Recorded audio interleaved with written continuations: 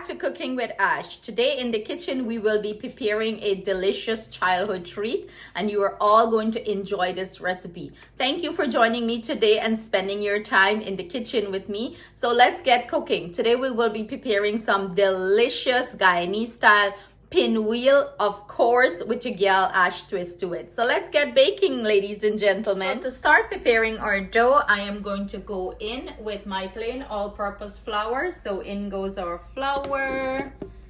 Dump it all in there. Knock them out, get everything out, right? So we're gonna go in with our yeast, and do bear in mind everything I'm using will be listed in the description box below for your convenience. I'm gonna go in with my sugar, and I'm using brown sugar here. You can use white sugar. It's, you know, to your preference. I like the brown sugar. To me, you know, it give the bread dough that we're making here a nice color. But it could all be in my head too, right? So I'm gonna go in with my whisk and just whisk everything in here nicely. Stir them up. You want to stir the thing up, right? Before you even go in with your hook attachment. And this can be done on the countertop too. You don't have to, you know, do it in a mixer. Honestly, it's very easy for me to do it this way. So I'm gonna go in with my dough attachment and start the process. I'm gonna grab some salt. I need some salt in here too. In goes our salt. Sprinkle of salt there. And we're gonna go ahead and start mixing this. So to this, I'm gonna go in with 1 egg. And you know, the egg is going to make this very rich and nice. And mix everything in nicely. And then we're gonna come back. Now I'm gonna go in with lukewarm water. You can use milk here too, and you wanna gradually add your water in here and let it mix in.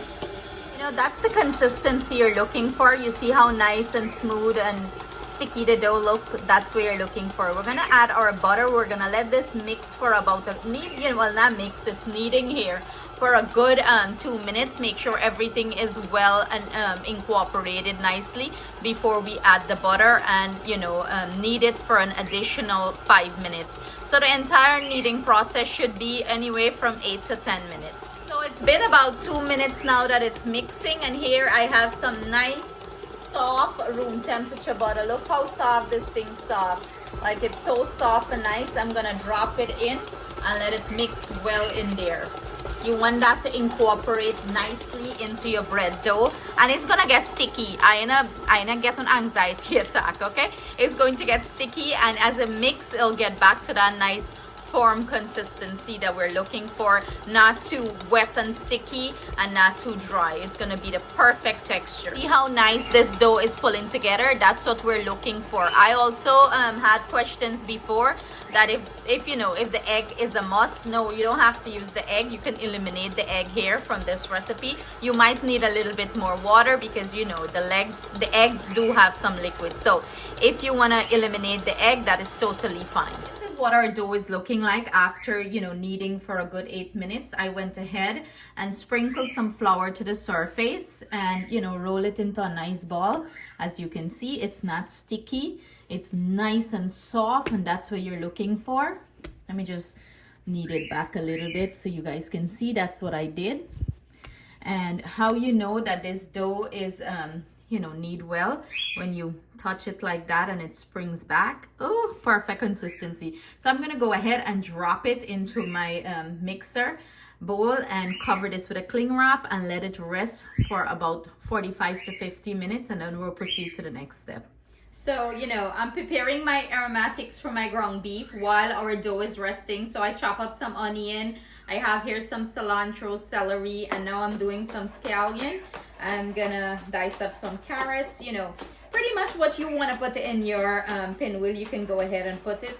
I make nobody tell you different why I should put in a pinwheel. You know, I always say if you don't like an ingredient I use, you can feel free to, you know, put whatever you want in it. Just omit the ingredient, and as long as it's not like important and main ingredients, you do what you want to do because you kitchen. Some people must be hollering up and say, oh, me not like that, where you put that in for? You know, I cook to my family taste and preference, and I expect you guys to do the same. The recipe is just a guideline. So I'm gonna slice up this thing here and dice it up.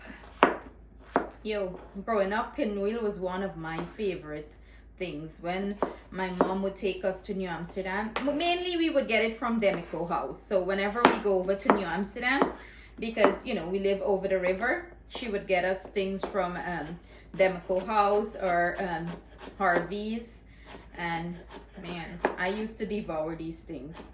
Share your memories in the comment below. Let's hear where you guys used to get this from. Which part in Guyana you used to. I know a lot of people used to buy it too from their school canteen, but them school canteen probably gonna sell fancy thing. I heard story of that. I said, them school canteen used to sell fancy thing. Me used to just sell little salsa, little palau, little tamarind ball. Me even want to go to school with them gonna go. So you know, I sliced the carrot. I'm using half a carrot. I don't want to overwhelm it with carrot. And then I did sticks, like little sticks, and I'm just cubing it up. It gives it a nice flavor. I can remember eating this back home. I have a veggie pinwheel on the channel here. Also I have a chicken pinwheel. Now we doing beef, right? Yeah, I do a pinwheel in all fashion and style, okay? This is perfect for Ramadan. You know, you can prepare it and use it for iftar. Beautiful recipe. So anyone fasting, it's a great recipe to try. I had some comments. People say, oh, you're sharing recipes for Ramadan. Ramadan is not about eating. I never said Ramadan is about eating. I'm sharing recipes for iftar. Them people are minus stray away. Obviously, you're breaking your fast at the end of the day. You need something to eat, right? Unless them a fast straight for 30 days. Well, then they're not going to eat. And I haven't heard of that. I know Muslims, and I'm a Muslim, proud one. We fast from sunrise to dusk. And you break your fast at the end of the day. So these recipes I'm sharing is for iftar, for the woman to have, women to have ideas what to prepare. Because as a woman and as a mother, I know the struggle. You run out of ideas what for cook some days. Some days I be stressing what for cook, So I have everything diced up here, and we're going to proceed to the next step in preparing the ground beef. I have my oil heating up here. I am going to go ahead and drop in my ground beef. Yes, y'all just wash your ground beef. I'm just wash my ground beef, and I just put it in the chow mein strainer, or the chow mein strainer, and add some vinegar, a little bit of lemon juice, and run the water on it, and leave it to sit there and drain out. So I'm gonna go ahead and add my ground beef into my pan. So what I like to do here, I like for any excess water, blood water, rank water, whatever you want to say, for it to dry out here before I add my aromatics and my dry spice. I let it fry up, and you go release its own juice or liquid, and we want to burn that out. We don't want this to taste rank or anything of that sort. And this is the liquid I'm talking about that is releasing there. You want to burn that out. And nobody gonna eat no rank up thing here. I be Guyanese, I cook everything out, right? You see all that? You want burn them out. So now that we have all of that liquid observed, it's just the fat from the beef and the oil. I'm gonna proceed to add our aromatics that I had chopped up. So I'm gonna go in with everything that I have on the cutting board. My onions, cilantro, garlic, the whole shininigan you throw in there, and we're gonna start frying it up along with our dry spice. I'm gonna add my dry spice here, and this process is gonna come together very quickly. So in goes all of our dry spice, and in goes our frozen peas. You can use corn and stuff like that here to your taste and preference, whatever you want to add. And you want to give this a good old mixing. You want to mix everything in and start flavor up this beef. I tell me this thing that look good, but you just throw them on top little white rice. Life is good. Look at this. the thyme and everything. This is going to give it some really nice flavor. Now I'm gonna go in with some green seasoning here. Hey, come out on this spoon. And my final touch to this delicious goodness, some ABC sweet soy sauce. And this is going to give it a nice old kick. It's going to give it. So I'm gonna go in and put about a tablespoon here. Ooh, and flavor this up nice. Mix. And this is it. You let it fry up for the next 5 minutes or so, and you're good to go. You make sure everything is well cooked, and you're good to go. Oh Lord, me can just eat this just with some white rice and a little bit of salad on the side. Oh God, this gonna work good. This gonna work good in beef patty too. You can use this filling for beef patty too. But look at that, so beautiful. So this baba hay rest for exactly 50 minutes. It's double in size and she's nice and sticky. I'm gonna go in with some dry flour so this not stick, you know, too much. Not a lot, just a sprinkle of it, okay? We get cameraman to do the action thing there. We do light camera action. So what I'm doing here is just, you know, getting the dough nice and smooth.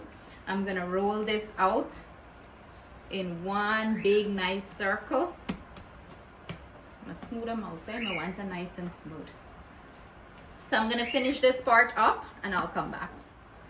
So I'm just rolling the dough out here, guys. I'm looking for, I don't know, a square, rectangle, whatever work. Yeah, I know it's not the shape that matter.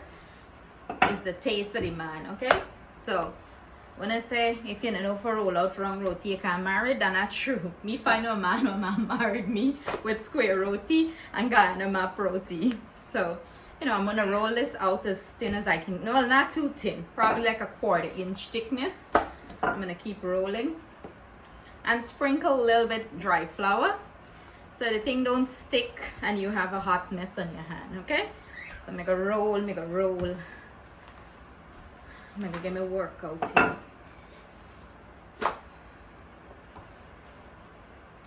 So guys, I do a little strange thing here. I know I'm like experiment. I have some sweet raised barbecue sauce and I'm using some ketchup and I'm gonna mix it up and spread it out. This is going to be moist and nice on the dough. So I'm gonna spread this out evenly and then we'll proceed to the next step. So I grab my ground beef and I start sprinkling, adding it to our dough, and I'm gonna spread it out. You want to put plenty here, you want the thing fill up nice and stuff, you want to put all of the corn and thing. I skim the thing, you know. I skim them like how, like if you go to a restaurant and you buy from a restaurant, they must skimp you. Well, that's not true. I'm not bash nobody, I'm just a make joke, eh? You want to put nice filling in it. That's why like homemade, I always say homemade is the best, you know. You add enough filling to your taste and liking. And I know how I be like eat over here. But look at that. Tell me this ain't looking good. Justin, you drool? Not about a drool, hey? So what I usually do, I usually take the back of my spoon here and, you know, press it down. So, you know, nothing to fall out or run out. Might get a nice stop. And then we're gonna proceed to roll this. I get a little bit filling left. We should give Justin this for dinner, the filling alone. Guys, I love to trouble my kids them. I like harass them a little bit. So that's it. Now we're gonna roll this into a nice log. So I'm gonna roll this thing up and you wanna roll it nice and tight, okay? And make sure nothing from the end is not spilling out. So take your time and do this part. Roll it nice and tight, like if you're rolling cinnamon bun or, you know, Celery or whatever. You want to roll it in nice and tight and tuck the ends as you go, you know. Stretch out the dough if you need to stretch them out at the ends so everything rolling nice. Can you get me a piece of paper towel? Yep. Or should I lick my finger? You know your mama a little mad. Yeah, so you know the excess thing from the ketchup and the thing come out there. So that's why, you know, I don't want it to mess up my dough too much. So that's why I'm trying to clean it as we go. So you roll it, and you're good to go there. You watch how me roll the thing off the pastry mat. So what you want to do, you want to seal the ends, and I did that. And you know, I just pinched the log. So I use one thread for cut it, okay? So I'm just sliding the thread under this, sliding it under it, and I'm gonna start cutting it like so. You pull the thread so, and you go so. Justin is recording there too. Shoot, sorry. And this is how it's looking. So you just want to grab it so and dash it on into your pan.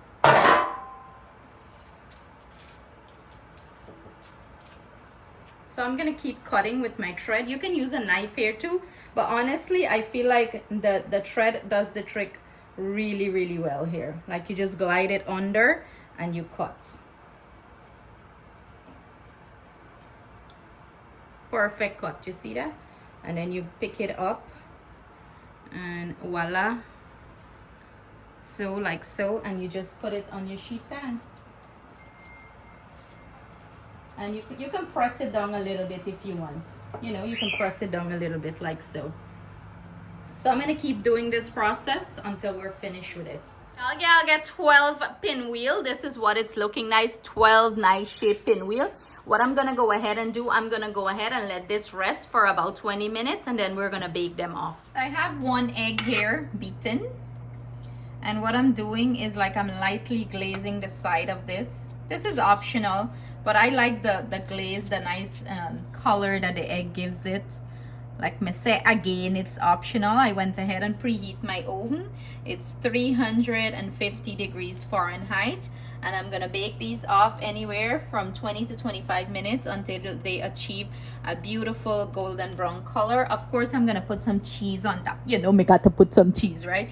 But I'm gonna, you know, maybe 5 minutes or so before it's finished, I'm gonna drizzle some ketchup on top. You know, Pinwheel got to get ketchup, you know, on top, and a little bit of cheese, and that's all she wrote there. I'm using the pastry brush and just brush it, you know, the little bit egg wash. It's just one egg beaten with a little bit of water to it, not anything special. The two of them have create havoc cocoa and Rio all morning. So my pinwheel have about 5 minutes or so more. What I'm gonna go ahead and do, I'm gonna go ahead and drizzle some nice ketchup on top. You know, this is the highlight of this pinwheel, the little ketchup. And then we're gonna go in with some cheese and let that melt up nicely on top, and this is going to be delish. But let me sprinkle up the little cheese now, like you see, and give it a you know, a 5 minutes or so. The cheese is gonna melt. You do not want to overwhelm it with stuff, overpower it, just a little bit sprinkle so the cheese can melt up. But she looking bad there. Who hungry? Who hungry? Look at these, pure beauty, so beautiful. Look at that, the cheese melted nicely. Look at the ketchup, nice beautiful color, cooked to perfection. I wipe rule, I wipe rule. So let's do a taste test, because I know I'm hungry, right? Yeah, girl can't help yourself. Me done going and eat like 5 mouthfuls, but look at that. Look at that. You see that, guys? Cooked perfectly. It's so filled with the ground beef. This is A1 good. A1 good. It's delish.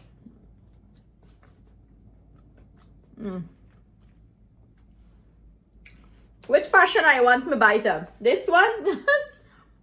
I'll go in this side.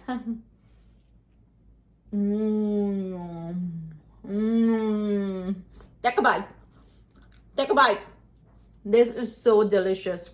I can't wait for you guys to try this recipe. Honestly, you guys are gonna enjoy it. It's bringing back childhood memories. So thank you guys so much for joining me in the kitchen. I hope you enjoy this succulent pinwheel recipe. Please leave a comment below if you try it and if you enjoy it. Sending our love, thanks, and gratitude. See you guys soon with another delicious recipe. Mwah!